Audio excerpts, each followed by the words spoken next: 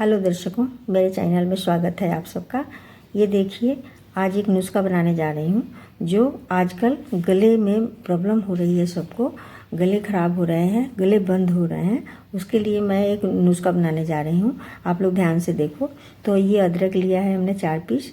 ये छोटा सा एक हल्दी का गांठ है और ये काली मिर्च प्लस ये पिपली है 1.5 और ये घी है देसी और ये गुड़ है 1.5 टिक्की। तो हम इसका अभी बनाएंगे, फिर आपको दिखाते हैं। हाय दर्शकों, देखो हमने ये कद्दूकस कर लिया और हल्दी और अदरक और ये काली मिर्च जो दिखाई थी आपको, तो ये पीस के इसमें डाल दिया मैंने। तो सबसे पहले मैं इसमें ना घी डालूँगी। कढ़ाई चढ़ा दिया है, देखो ये देखो कढ़ाई चढ़ा दिया है। तो इसमें सबसे पहले हम घी डालेंगे कढ़ाई में।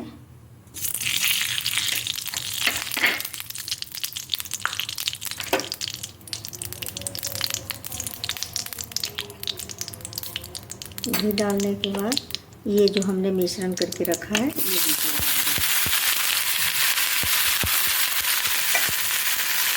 डाल के हमने डाल दिया है। घी उतारने के टाइम डालेंगे थोड़ा सा, ये पहले लाल हो जाए। पहले ये चलाते रहेंगे।